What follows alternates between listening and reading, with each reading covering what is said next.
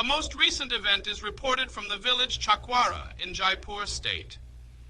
It seems from the reports that have appeared in the newspapers that an untouchable of Chakwara, who had returned from a pilgrimage, had arranged to give a dinner to his fellow untouchables of the village as an act of religious piety. The host desired to treat the guests to a sumptuous meal, and the items served included ghee, butter also. But while the assembly of untouchables was engaged in partaking of the food, the Hindus in their hundreds, armed with lathis, rushed to the scene, despoiled the food, and belabored the untouchables who left the food they were served with and ran away for their lives.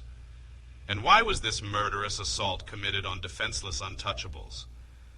The reason given is that the untouchable host was impudent enough to serve ghee, and his untouchable guests were foolish enough to taste it. Ghee is undoubtedly a luxury for the rich, but no one would think that consumption of ghee was a mark of high social status.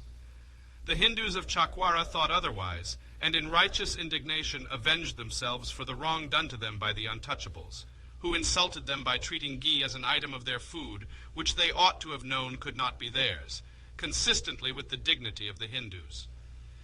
This means that an untouchable must not use ghee even if he can afford to buy it, since it is an act of arrogance towards the Hindus. This happened on or about the 1st of April, 1936. Having stated the facts, let me now state the case for social reform. In doing this, I will follow Mr. Banerjee as nearly as I can and ask the political-minded Hindus, are you fit for political power even though you do not allow a large class of your own countrymen like the untouchables to use public school? Are you fit for political power even though you do not allow them the use of public wells? Are you fit for political power even though you do not allow them the use of public streets? Are you fit for political power even though you do not allow them to wear what apparel or ornaments they like?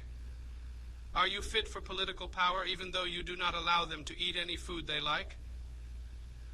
I can ask a string of such questions, but these will suffice. I wonder what would have been the reply of Mr. Banerjee. I am sure no sensible man will have the courage to give an affirmative answer. Every congressman who repeats the dogma of Mill that one country is not fit to rule another country must admit that one class is not fit to rule another class. How is it then that the Social Reform Party lost the battle? To understand this correctly, it is necessary to take note of the kind of social reform which the reformers were agitating for. In this connection, it is necessary to make a distinction between social reform in the sense of the reform of the Hindu family and social reform in the sense of the reorganization and reconstruction of the Hindu society. The former has relation to widow remarriage, child marriage, etc., while the latter relates to the abolition of the caste system. The social conference was a body which mainly concerned itself with the reform of the high caste Hindu family. It consisted mostly of enlightened high caste Hindus who did not feel the necessity for agitating for the abolition of caste or had not the courage to agitate for it. They felt quite naturally a greater urge to remove such evils as enforced widowhood, child marriages, etc., evils which prevailed among them and which were personally felt by them. They did not stand up for the reform of the Hindu society. The battle that was fought centered round the question of the reform of the family.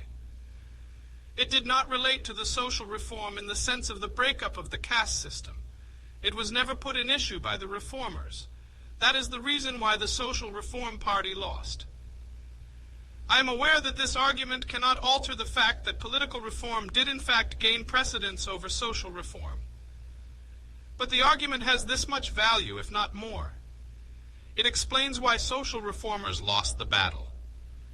It also helps us to understand how limited was the victory which the Political Reform Party obtained over the Social Reform Party, and that the view that social reform need not precede political reform is a view which may stand only when by social reform is meant the reform of the family. That political reform cannot with impunity take precedence over social reform in the sense of reconstruction of society is a thesis which, I am sure, cannot be controverted. That the makers of political constitutions must take account of social forces is a fact which is recognized by no less a person than Ferdinand Lassalle, the friend and co-worker of Karl Marx. In addressing a Prussian audience in 1862, LaSalle said, "The constitutional questions are in the first instance not questions of right, but questions of might.